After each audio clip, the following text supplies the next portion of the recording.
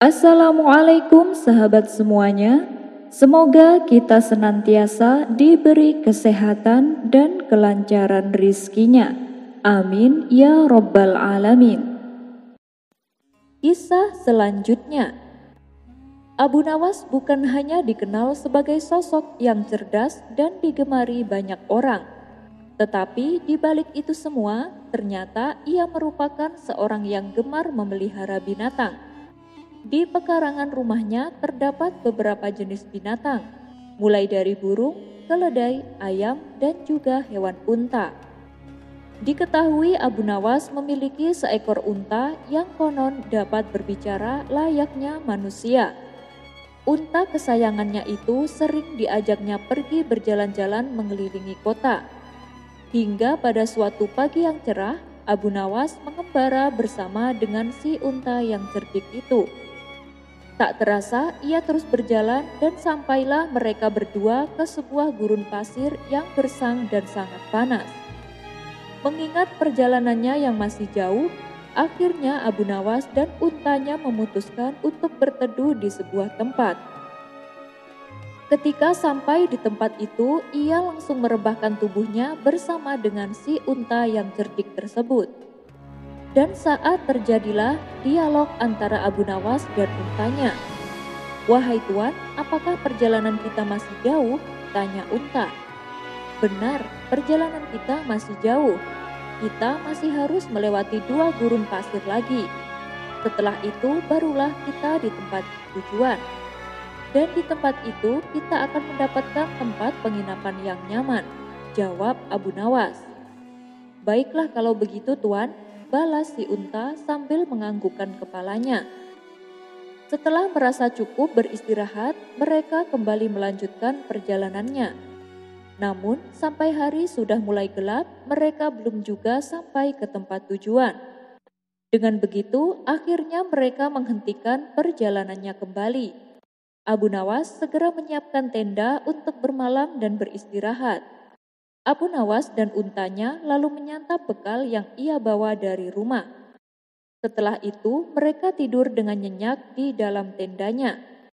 Akan tetapi, malang bagi si unta. Ia tak diizinkan oleh Abu Nawas untuk tidur di dalam tenda karena tendanya memang sangat kecil. Si unta tersebut akhirnya merasa kedinginan. Ia berpikir jika harus tidur di luar seperti ini, keesokan harinya ia agak jatuh sakit dan tidak dapat melanjutkan perjalanannya kembali. Ketika malam semakin larut, si unta membangunkan Abu Nawas. Ia pun berkata kepada Abu Nawas, "Wahai Tuan, saya sangat kedinginan. Izinkan saya menitipkan ujung kaki untuk masuk ke dalam tenda." Abu Nawas ternyata tidak merasa keberatan. Ia menganggap dengan adanya ujung kaki unta itu tidak akan mengganggu tidur nyenyaknya. Namun beberapa saat kemudian si unta berkata lagi, "Wahai Tuan, saya sangat kedinginan. Izinkan saya memasukkan kaki depan saya ke dalam tenda, agar besok saya kuat berjalan membawa Tuan di atas punggung saya." Tanpa berpikir panjang, Abu Nawas langsung mengizinkan permintaan untanya itu. Akan tetapi, sesaat kemudian si unta berkata lagi, "Wahai Tuan, hidung saya mulai berair. Kalau dibiarkan seperti ini, besok saya pasti akan sakit dan tidak bisa membawa Tuan di atas punggung saya. Oleh karena itu, izinkan saya berada di dalam tenda." Abu Nawas pun masih mempersilahkan si unta untuk masuk ke dalam tendanya. Ternyata hal itu terus berulang, hingga Abu Nawas tidak menyadari jika sekarang ia malah tidur di luar tenda, sedangkan si unta tidur di dalam tenda. Kali ini ia yang merasa sangat kedinginan. Keesokan harinya, ia baru menyadari jika dirinya tidur di luar. Abu Nawas kemudian masuk ke tendanya dan melihat untanya masih tertidur nyenyak di dalam tenda. Lantas Abu Nawas membangunkan untanya. Ia pun bertanya kepada si unta, "Kenapa aku yang jadi tidur di luar, sedangkan kamu malah tidur di dalam tenda?" Si unta cerdik itu menjawab, "Wahai Tuan, saya kan tidak mengusir Tuan. Saya sudah meminta izin terlebih dahulu kepada Tuan. Tuan juga mengizinkan anggota tubuh saya masuk ke dalam tenda. Hal itu saya lakukan agar pagi ini saya kuat menggendong Tuan di atas punggung saya untuk terus melanjutkan perjalanan, kata si unta dengan santainya. Ada-ada saja kamu memang unta yang cerdik. Aku yang biasa dikenal orang paling cerdik ternyata masih bisa kalah denganmu, jawab Abu Nawas sambil menggeleng-gelengkan kepalanya. Abu Nawas menolong musafir dari perampok. Dikisahkan, saat Abu Nawas sedang berzikir di masjid, tiba-tiba datang seorang musafir dengan wajah ketakutan dan pucat pasi. Terlihat jelas bahwa sang musafir baru saja mengalami nasib sial. Abu Nawas pun lalu bertanya, "Apa yang terjadi denganmu?" Si musafir menjawab, "Aku telah dirampok dan semua uangku diambil." Abu Nawas membalas, "Jangan khawatir, Allah pasti akan memberi penggantinya." Namun, si musafir tidak menanggapinya. Ia hanya duduk terdiam sambil meratapi nasibnya. "Kenapa kau masih saja risau? Allah pasti akan memberikan gantinya," kata Abu Nawas meyakinkan. "Bagaimana aku bisa mempercayaimu? Sedangkan aku tidak melihat hal itu bisa terjadi. Aku hanya ingin secepatnya pulang, tapi aku tidak punya ongkos," ujar si musafir dengan mata berkaca-kaca. "Berapa hartamu yang dirampok?" tanya Abu Nawas. 20 keping perak, jawab si musafir. "Baiklah, kau duduklah di sudut ruangan masjid, aku akan membantumu," balas Abu Nawas. Sang musafir pun menuruti perkataannya.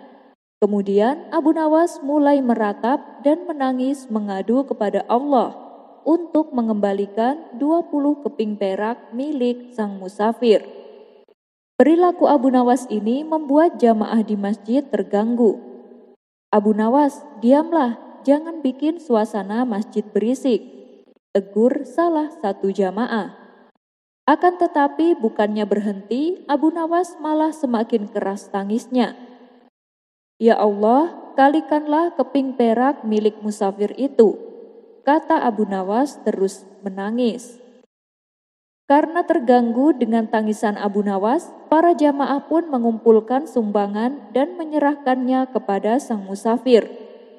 Setelah mendapat kembali 20 keping perak, sang musafir merasa bahagia dan tak lupa mengucapkan terima kasih kepada Abu Nawas. Kisah selanjutnya. Mungkin kita sering mendengar istilah harta karun. Kata tersebut sebenarnya diambil dari nama seseorang yang bernama Qorun. Dia adalah kerabat Nabi Musa yang terkenal dengan kekayaannya. Kemudian kekayaannya yang berlimpah itu oleh Allah ditenggelamkan ke dalam bumi. Jadi ketika kita menemukan di dalam bumi sebuah benda yang berharga dan bernilai tinggi, kita selalu menyebutnya harta karun. Jauh sebelum kekayaan Qorun melimpah ruah, sebenarnya ia hanyalah seorang lelaki miskin yang tidak mampu menafkahi keluarganya. Bosan dengan keadaan tersebut, lalu Qorun meminta Nabi Musa untuk mendoakannya agar Allah memberikan harta benda yang banyak. Nabi Musa menyetujuinya tanpa ragu, karena dia tahu bahwa Qorun adalah seorang yang sangat soleh dan pengikut ajaran Ibrahim yang sangat baik. Allah pun mengabulkan doa Nabi Musa. Akhirnya Qorun kemudian memiliki ribuan gudang harta yang penuh berisikan emas dan perak. Qorun memiliki 4.000 pengawal dan 4.000 binatang ternak yang sehat serta 60 ekor unta. Belum lagi para pelayan yang membawa kunci-kunci gudang kekayaannya. Awalnya Qorun meminta doa kepada Nabi Musa agar menjadi kaya dengan tujuan untuk lebih taat beribadah dan membantu sesama. Namun lambat laun ia melupakan tujuan tersebut dan malah ingkar terhadap segala nikmat yang telah Allah berikan. Menurutnya semua harta adalah buah dari kerja kerasnya, bukan anugerah Allah. Kedurhakaan Qorun kian menjadi-jadi, manakala ia menghamburkan hartanya untuk kepentingan duniawi semata. Ia banyak mempergunakan hartanya dalam kesesatan, kezaliman, dan permusuhan, sehingga membuatnya menjadi orang yang sombong, mabuk, dan terlena dengan itu semua. Ia juga mendurhakai Allah dan memilih untuk menyembah Sobek, yaitu sejenis dewa berkepala buaya, serta dewa-dewa lainnya. Tak hanya durhaka pada Allah, dia pun kemudian mengkhianati Nabi Musa. Al-Quran sampai menyejajarkan pengkhianatan Qorun sama seperti Raja Fir'aun karena penolakannya terhadap ajaran tauhid yang dibawa Nabi Musa. Suatu hari, Nabi Musa diperintah oleh Allah supaya menunaikan zakat. Nabi Musa lalu mengutus salah seorang pengikutnya untuk mengambil zakat dari harta Qorun. Setibanya di sana, Qorun langsung marah dan tidak mau memberikan sedikit pun dari kekayaannya. Karena menurut Qorun, kekayaannya itu adalah hasil kerja keras dan usahanya sendiri. Tidak ada kaitannya dengan siapapun. Tidak ada kaitan dengan Allah ataupun dewa manapun. Qorun sangat tidak suka dinasehati dan tidak suka diminta untuk berzakat oleh Nabi Musa. Karena itu ia berusaha merusak dan menghancurkan citra Nabi Musa. Suatu ketika ia pernah menyewa seorang perempuan untuk menuduh Nabi Musa telah berbuat zina. Ia juga mengajak masyarakat Bani Israel supaya berkumpul di tengah lapangan. Kemudian Qorun mendatangi Nabi Musa. "Hei Musa, kaum kamu sedang berkumpul. Mereka sedang menunggu perintah dan larangan darimu." Mendengar hal tersebut, Nabi Musa bergegas menuju ke sana. Di tengah-tengah Bani Israel, Nabi Musa berkata, "Siapapun yang mencuri akan kami potong tangannya. Siapapun yang memfitnah akan kami cambuk. Dan siapapun yang berzina apabila belum menikah maka akan dicambuk 100 kali. Dan jika sudah menikah akan kami lempari batu sampai mati." Qorun pun bertanya, "Meskipun kamu yang melakukannya wahai Musa?" Nabi Musa mengiyakan, "Iya, meskipun itu adalah aku." Lalu Qorun mengatakan pada orang-orang Bani Israel bahwa Nabi Musa telah berzina dengan seorang perempuan.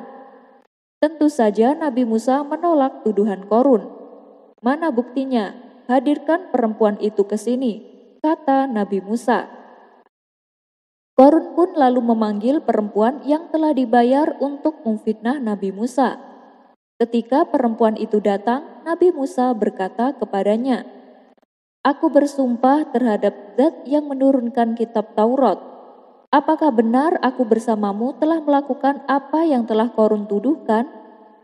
Dengan kuasa Allah, si perempuan mendadak tak bisa berbohong di hadapan Nabi Musa. "Tidak benar wahai Musa, mereka telah berbohong. Mereka menjadikanku sebagai alat untuk menuduhmu berzina." Mendengar jawaban tersebut, Nabi Musa segera bersujud kepada Allah sebagai bentuk rasa syukurnya. Kedurhakaan Qorun mencapai puncaknya ketika ia merasa lebih baik dan lebih terhormat dari seluruh manusia termasuk Nabi Musa. Ia mengatakan bahwa dirinya tidak membutuhkan nasihat kebenaran dari siapapun. Bahkan ia tidak merasa butuh dengan apapun termasuk ampunan dan ancaman Allah.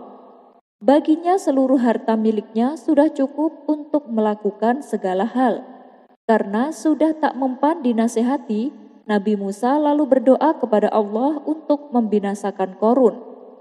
Allah pun berfirman, "Wahai Musa, perintahkan bumi dan seisinya, maka dia akan patuh kepadamu." Nabi Musa pun berseru, "Wahai bumi, binasakanlah mereka semua." Seketika Qorun dan para pelayannya langsung mendapat azab, mereka tewas terkubur ke dalam tanah. Pasca tewasnya Qorun dan para pelayannya, muncul desas-desus yang berhembus bahwa Nabi Musa melakukan itu supaya bisa menguasai semua kekayaan Qorun.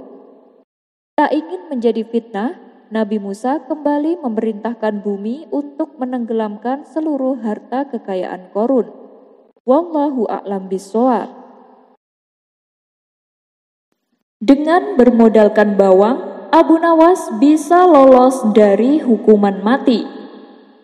Dikisahkan, Abu Nawas telah melakukan kesalahan yang sudah kelewat batas, dan satu-satunya hukuman yang pantas ia dapatkan adalah hukuman mati dengan cara dipancung. Maka dibawalah Abu Nawas ke tengah alun-alun dengan diapit oleh beberapa prajurit istana. Sementara Algojo yang akan mengeksekusi tampak sudah siap dengan pedang di tangannya. Baginda Raja lalu berkata, "Wahai Abu Nawas, sebelum kau menemui ajalmu, aku berikan kau 2 keinginan." Abu Nawas membalas, "Ampun Paduka yang mulia, untuk kali ini biarlah hamba langsung dihukum mati saja. Sebab kalau saya menyebutkan 2 keinginan, saya tidak yakin Paduka bisa mengabulkannya." Mendengar perkataan tersebut, Baginda Raja merasa tersinggung. "Kau jangan meremehkan aku bisa dengan mudah mengabulkan keinginanmu," kata Baginda Raja. "Maaf Paduka yang mulia, sekali lagi saya mohon maaf. Meskipun Paduka adalah raja yang sangat berkuasa dan punya kekayaan, tapi saya tidak yakin Paduka bisa mengabulkan keinginan saya," sahut Abu Nawas. Merasa dirinya diremehkan, Baginda Raja tersulut emosi. "Aku tahu maksudmu Abu Nawas, kau ingin langsung dihukum mati agar rakyat menganggapku sebagai raja yang zalim. Tapi ketahuilah, aku tidak akan membiarkan hal itu terjadi. Jadi, aku akan tetap memberimu 2 keinginan sebelum kau menemui ajalmu," tukas Baginda Raja. "Baiklah kalau Paduka memaksa, saya akan mengatakan 2 keinginan saya. Tapi sebelumnya izinkan saya bertanya, bila Paduka tidak sanggup mengabulkan, apakah Paduka akan membebaskan saya?" tanya Abu Nawas. Ditantang demikian, Baginda Raja tak mau kalah gertak. Ia pun mengiyakannya. "Baik, saya setuju, asalkan jangan minta dibatalkan hukuman matinya, atau jangan memintaku untuk melakukan perbuatan yang aneh-aneh," balas Baginda Raja. "Hal itu tidak mungkin aku lakukan Paduka," sahut Abu Nawas. "Bagus, sekarang apa permintaanmu yang pertama?" tanya Baginda Raja. "Permintaanku yang pertama, aku ingin makan bawang putih 1 piring," jawab Abu Nawas. Baginda Raja pun tertawa dengan permintaan aneh tersebut. "Hei Abu Nawas, jangankan bawang putih, 1 nampan kambing guling pun aku bisa dengan mudah mengabulkannya," kata Baginda Raja sambil tertawa. Maka dibawalah 1 piring bawang putih ke hadapan Abu Nawas. Abu Nawas pun memakan semuanya sampai tak tersisa. "Sekarang apa permintaanmu yang terakhir?" tanya Baginda Raja. "Permintaanku yang terakhir adalah aku ingin mencium kedua pipi orang yang sangat aku sayangi, sekalian mengucapkan perpisahan kepadanya," jawab Abu Nawas. "Oh, itu mudah saja. Aku akan dengan senang hati mengabulkan keinginanmu," balas Baginda Raja. Kemudian Baginda Raja menyuruh beberapa pengawal untuk menghadirkan istri dan anak-anak Abu Nawas. "Maaf Paduka yang mulia, maksud saya bukan mereka," jelas Abu Nawas. "Lalu siapa orang yang kau maksud?" tanya Baginda Raja.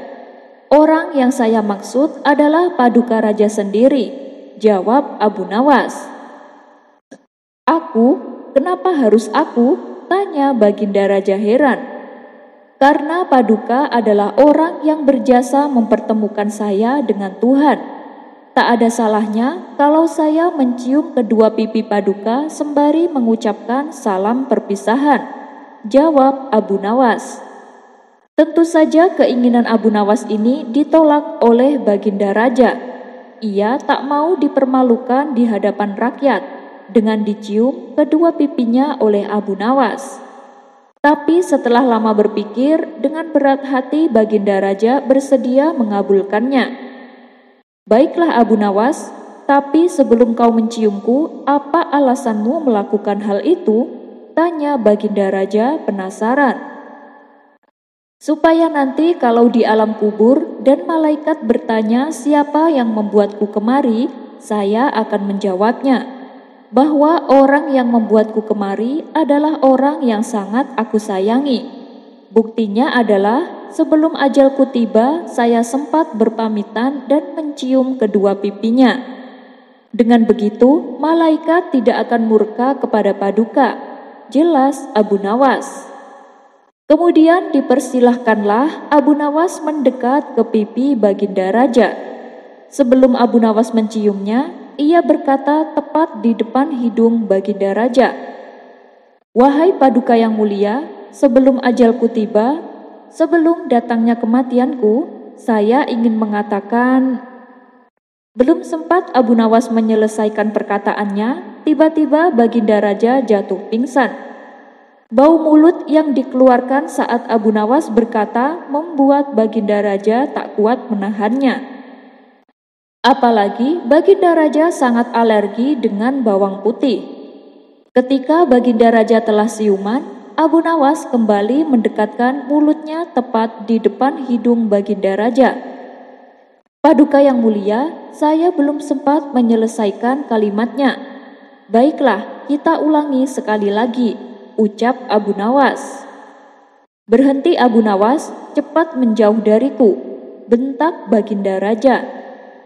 "Tapi Paduka, saya belum menyampaikan salam perpisahan dan belum juga mencium kedua pipi Paduka," sahut Abu Nawas. "Kau gila ya? Dengan bau mulut seperti itu, kau berkata tepat di depan hidungku. Apalagi akan mencium pipiku. Bisa-bisa aku yang mati duluan sebelum kamu," hardik Baginda Raja. "Lalu bagaimana ini Paduka? Kalau Paduka tidak bisa mengabulkan keinginanku yang kedua, berarti saya harus dibebaskan sesuai dengan kesepakatan kita sebelumnya," jelas Abu Nawas. Kurang ajar Abu Nawas, ada saja cara dia lolos dari hukuman, gerutu Baginda Raja. Akhirnya berkat akal cerdiknya, Abu Nawas kembali dibebaskan dari hukuman mati. Kisah selanjutnya. Dikisahkan, ada seorang ulama besar yang tinggal di sebuah desa di negeri Maroko. Beliau adalah Syekh Abu Abdillah Muhammad bin Sulaiman Al-Jazuli Al-Samlali, atau yang lebih dikenal dengan nama Syekh Jazuli. Ia merupakan seorang ulama pengarang kitab Dalailul Khairat. Kala itu desa yang ditempatinya sedang mengalami musim kemarau berkepanjangan. Banyak sungai mengering, sumur-sumur tak lagi mengeluarkan air. Hingga pada suatu ketika, Syekh Jazuli melihat ada seorang wanita mendatangi sumur yang sudah kering. Si wanita kemudian duduk di samping sumur seraya berdoa kepada Allah. Tiba-tiba sumur yang sudah mengering tersebut memancarkan air hingga meluber kemana-mana. Mendapati peristiwa yang menakjubkan ini, Syekh Jazuli menghampiri si wanita. Ia penasaran doa apa yang dipanjatkan sehingga doanya langsung terkabul. Ia pun kemudian bertanya kepada si wanita, "Doa apa yang kau panjatkan?" Wanita itu menjawab, "Aku tidak memohon sesuatu pun kepada Allah, kecuali dengan bersolawat kepada Nabi Muhammad. Maka Allah melihatku dengan pandangan rahmat dan mengabulkan doaku."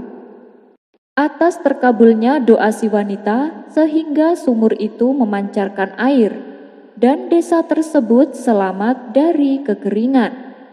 Kejadian tersebut menjadi sebab utama Syekh Jazuli mengarang kitabnya yang berjudul Dalailul Khairat, yang mana kitab tersebut berisi jenis-jenis sholawat yang sangat barokah. Dan kitab tersebut sudah menyebar luas sampai ke penjuru dunia. Wallahu a'lam bishawab. Kisah selanjutnya. Akhir-akhir ini beberapa menteri kerajaan kerap kali memberi kabar yang membuat Baginda Raja senang. Walhasil mereka sering pulang dengan membawa hadiah. Namun setelah Baginda Raja menyuruh orang kepercayaannya untuk menyelidiki kabar tersebut, hampir semuanya tidak benar. Yang ada justru sebaliknya. Baginda Raja pun menjadi geram. Karena ternyata beberapa menterinya yang sering memberi kabar baik tapi palsu itu semata-mata hanya mengharap imbalan hadiah dari Baginda Raja. Akhirnya beberapa dari mereka dipecat sebagai menteri dan diganti dengan yang baru. Karena terlalu seringnya mendengar kabar palsu, Baginda Raja pun menjadi kesal. Oleh karenanya, Baginda Raja membuat peraturan baru di istananya. Peraturannya adalah bagi siapa saja yang bisa membawa berita bagus untuk Baginda, maka Baginda akan memberikan hadiah yang sangat besar. Tapi syaratnya kabar itu tidak boleh palsu dan kabar tersebut harus membuat Baginda Raja senang. Jika kabar tersebut palsu atau Baginda tidak menyukainya, maka hukuman pancung akan menantinya. Terbukti ternyata peraturan itu berhasil, sebab dengan adanya peraturan tersebut, sejak saat itu tidak semua orang berani menghadap Baginda Raja, termasuk para menterinya. Namun tidak dengan seorang Abu Nawas. Di saat peraturan itu ditakuti oleh orang-orang, ia justru mendatangi istana dengan tujuan akan menyampaikan kabar yang menarik. Pagi itu Abu Nawas berangkat menuju istana sendirian. Setibanya di gerbang istana, Abu Nawas dihentikan oleh beberapa prajurit penjaga kerajaan. "Ada perlu apa kamu kemari?" tanya prajurit itu kepada Abu Nawas.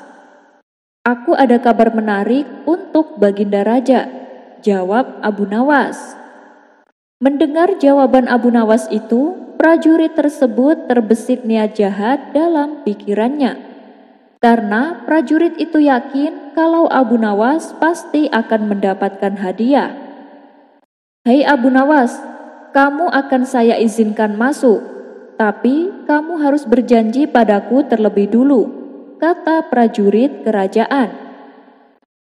Janji apa?" tanya Abu Nawas tidak mengerti. "Kamu harus berjanji kepadaku. Apapun hadiah yang akan engkau terima, kau harus membagi dua hadiahnya denganku," ujar prajurit tersebut. "Oh itu, baiklah," balas Abu Nawas sedikit jengkel.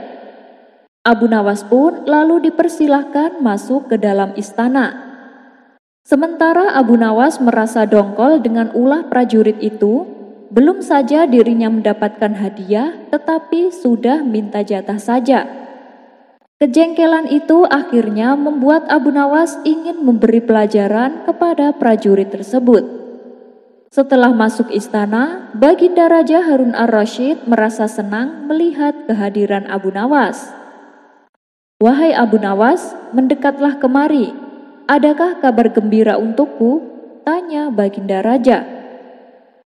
"Tentu saja dong Baginda, hamba datang kemari pastinya membawa kabar gembira yang akan membuat Baginda senang," jawab Abu Nawas.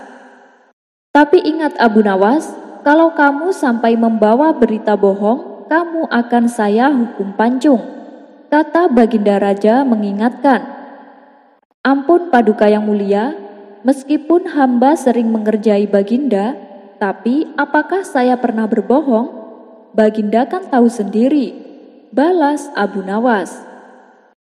Mendengar jawaban Abu Nawas, Baginda Raja pun malah malu sendiri. Memang, Walaupun Abu Nawas sering bertingkah konyol, tapi Abu Nawas adalah seseorang yang terkenal akan kejujurannya.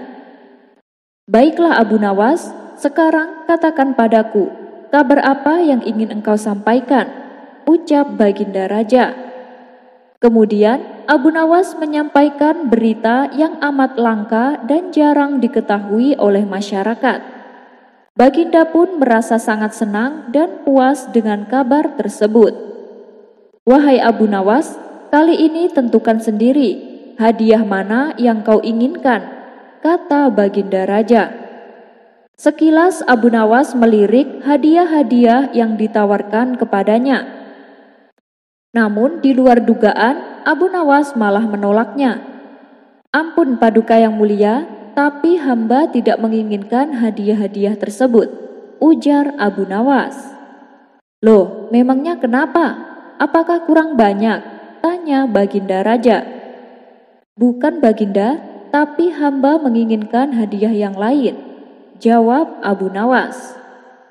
Oh begitu, katakan hadiah apa yang kau inginkan, tanya Baginda Raja kembali. Terima kasih Paduka yang mulia, jika diperkenankan hamba meminta hadiah 100 cambukan saja, jawab Abu Nawas. Baginda Raja pun langsung tertawa mendengar permintaan Abu Nawas. Kamu ini ada-ada saja Abu Nawas, itu sih bukan hadiah, tapi hukuman. Mana mungkin saya memberi hukuman, sementara kamu membawa kabar yang membuatku senang, kata Baginda sambil tersenyum. Tapi saya menginginkan hadiah dicambuk 100 kali Baginda, ucap Abu Nawas serius. Melihat Abu Nawas yang tampak serius itu, Baginda Raja menangkap ada sesuatu yang tidak beres yang ingin Abu Nawas tunjukkan kepadanya. Dengan sedikit keheranan, Baginda Raja pun akhirnya mengabulkan permintaan Abu Nawas. Lalu Baginda Raja menyuruh para algojo untuk mencambuk Abu Nawas. Hei algojo, cambuk Abu Nawas 100 kali. Tapi ingat, cambuk dengan pelan-pelan saja, jangan sampai menyakitinya, apalagi sampai membekas luka, perintah Baginda Raja kepada para algojo. Singkatnya, para algojo sudah bersiap, dan Abu Nawas dipersilahkan maju. Sesuai dengan arahan Baginda Raja, algojo itu mencambuk Abu Nawas dengan pelan. Namun, tepat pada hitungan ke-50, Abu Nawas berteriak, "Berhenti!" Baginda Raja kaget mendengar teriakan Abu Nawas.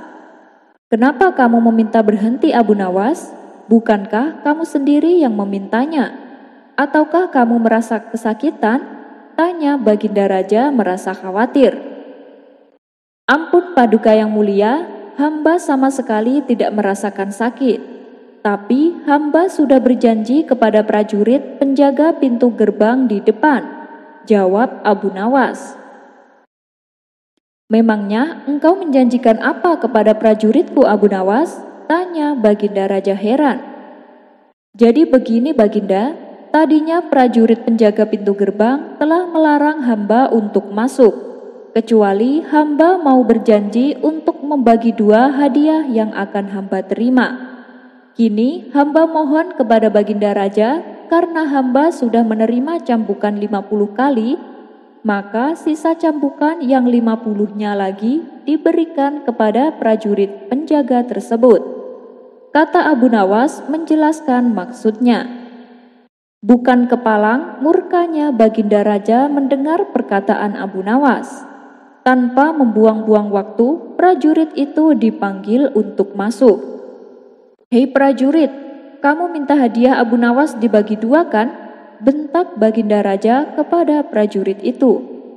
Algojo, cambuk dia 50 kali dengan sekeras-kerasnya, perintah Baginda dengan geram kepada para algojo.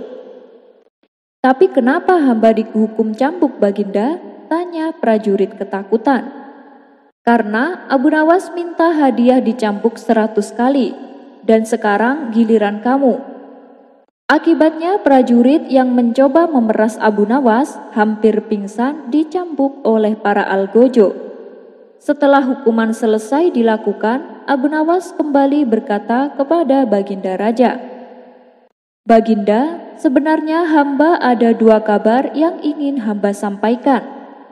Kabar pertama sudah saya sampaikan tadi, dan hadiahnya juga sudah saya bagi dua dengan prajurit itu. Dan kabar yang kedua yang ingin saya sampaikan pastinya telah membuat Baginda marah. Tapi walau bagaimanapun saya yang akan menanggung semua hadiah ini, meskipun itu berupa hukuman." "Loh, kamu itu bagaimana Abu Nawas? Kabarnya saja saya belum dengar, kok aku sudah marah?" tanya Baginda heran. "Buktinya barusan saja Baginda marah ketika aku beritahu bahwa ada prajurit Baginda yang suka memeras. Itulah berita kedua yang sudah saya tunjukkan kepada Baginda." Baginda pun tertawa dengan ulah cerdik Abu Nawas itu. Iya, kamu memang pintar Abu Nawas. Baiklah, sekarang silahkan pilih hadiah mana yang kau inginkan," balas Baginda Raja. Abu Nawas pun akhirnya pulang membawa hadiah, sekaligus memberi pelajaran kepada prajurit yang berani kurang ajar kepadanya. Abu Jahil belum kapok lawan Abu Nawas. Di dalam hidup kita, perjalanan tidak akan selalu lurus dan mulus. Terkadang banyak sesuatu yang terjadi di luar nalar. Entah sesuatu yang menyenangkan bagi kita atau sesuatu yang membuat kita benci. Kita semua tahu bahwa kita tidak bisa mengontrol sesuatu yang akan terjadi. Tapi yang perlu diingat adalah bahwa kita bisa mengontrol respon kita terhadap sesuatu. Jadikan sesuatu yang tidak kita sukai menjadi senjata untuk kita. Tentang membalikkan keadaan, kita semua sudah tahu jagonya. Siapa lagi kalau bukan Abu Nawas? Sepertinya Abu Nawas selalu menang dalam setiap tantangan atau masalah-masalah yang ia hadapi.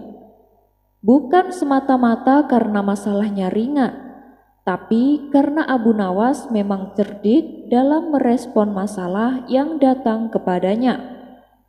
Seperti pada kisah kali ini, alih-alih marah karena dikatain dengan kata-kata kotor, Abu Nawas malah menjadikan kata kotor itu sebagai senjata untuk melawan balik.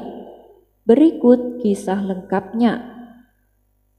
Diawali ketika Abu Jahil mendatangi warung tempat biasa kawan-kawan Abu Nawas nongkrong. Ia mengeluhkan masalah yang dialaminya, yang sampai saat ini belum ada jalan keluarnya. "Kenapa tidak minta tolong Abu Nawas saja? Dia kan cerdik dan pintar. Pasti ada solusi untuk permasalahanmu," kata salah satu kawan Abu Nawas. "Justru itu, tujuanku ke sini memang untuk menemuinya. Tapi kok dia belum datang juga ya?" balas Abu Jahil. "Tunggu saja sebentar, nanti dia juga pasti ke sini," timpal kawan lainnya. Benar saja, tak berapa lama datanglah Abu Nawas. "Nah, itu dia orangnya sudah datang," seru mereka kepada Abu Jahil. "Wah, ada apa ini? Sepertinya ada yang menunggu kedatanganku ya?" tanya Abu Nawas. "Iya nih Abu Nawas, tuh Abu Jahil katanya lagi ada masalah. Barangkali kau bisa membantunya," jawab mereka. "Apa benar Abu Jahil?" tanya Abu Nawas kepada Abu Jahil. "Iya Abu Nawas, aku datang ke sini memang untuk minta bantuanmu," jawab Abu Jahil. "Oh, memang apa masalahmu?" tanya Abu Nawas kembali. Abu Jahil kemudian menceritakan permasalahan yang sedang dialaminya. "Baiklah Abu Jahil, besok aku akan ke rumahmu. Kalau hari ini, maaf aku nggak bisa. ucap Abu Nawas. Mendengar itu, seketika Abu Jahil terlihat gembira, karena ia yakin dengan bantuan Abu Nawas pasti masalahnya akan selesai. "Terima kasih Abu Nawas, besok aku tunggu di rumah ya," balas Abu Jahil. Singkat cerita, pada keesokan harinya dengan penuh harapan Abu Jahil menantikan kedatangan Abu Nawas. Akan tetapi sampai waktu menjelang siang, Abu Nawas tak kunjung datang. Abu Jahil masih mencoba untuk bersabar. Tapi ketika waktu sudah menunjukkan sore dan Abu Nawas masih belum juga datang, hal ini membuat Abu Jahil merasa geram. "Gimana sih Abu Nawas? Katanya mau ke sini. Sudah sore begini tapi belum datang juga." Akhirnya ia pun memutuskan untuk langsung mendatangi rumah Abu Nawas. Tapi sesampainya di sana, rumahnya terkunci. Rupanya Abu Nawas sedang pergi keluar.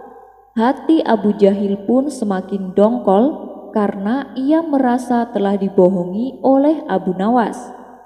Dengan penuh kedongkolan, ia menulis pada secarik kertas dan menempelkannya di pintu rumah Abu Nawas. Tulisannya berbunyi, "Orang bodoh." Ia pun lalu meninggalkan rumah Abu Nawas dan pergi mendatangi warung tempat biasa kawan-kawan Abu Nawas nongkrong.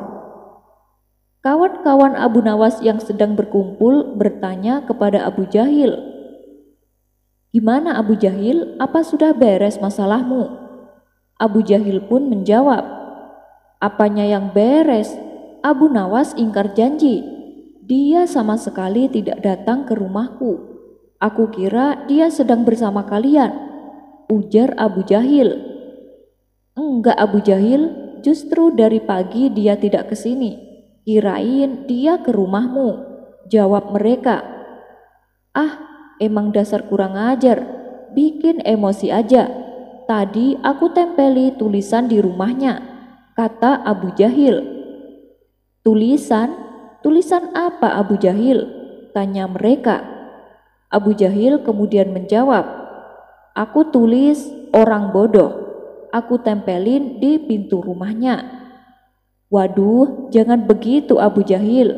Nanti kalau Abu Nawas marah gimana? Bisa aja kan karena dia lupa Abu Jahil," kata kawan-kawan Abu Nawas. "Biarin, biar mikir dia. Orang ditungguin malah pergi entah kemana," jawab Abu Jahil dengan emosi. Tidak berapa lama kemudian, Abu Nawas pun datang dengan tergopoh-gopoh. "Aduh, maaf Abu Jahil, aku benar-benar lupa dengan janji kita. Tadi pagi aku diundang Baginda Raja. Jadinya aku buru-buru ke istana sampai aku lupa datang ke rumahmu," kata Abu Nawas. "Oh begitu ya, lalu bagaimana kok sekarang kamu bisa ingat dengan janjimu?" tanya Abu Jahil dengan kecewa. "Ya tadi waktu aku pulang ke rumah, aku lihat namamu tertulis di pintu rumahku," jawab Abu Nawas. Kawan-kawan Abu Nawas yang ada di situ pun tertawa terpingkal-pingkal. Sementara Abu Jahil langsung pergi dari situ dengan menahan rasa malu. Sekian dulu perjumpaan kita kali ini. Sampai bertemu lagi di kisah selanjutnya. Terima kasih yang sudah subscribe dan setia menonton channel ini. Wassalamualaikum warahmatullahi wabarakatuh.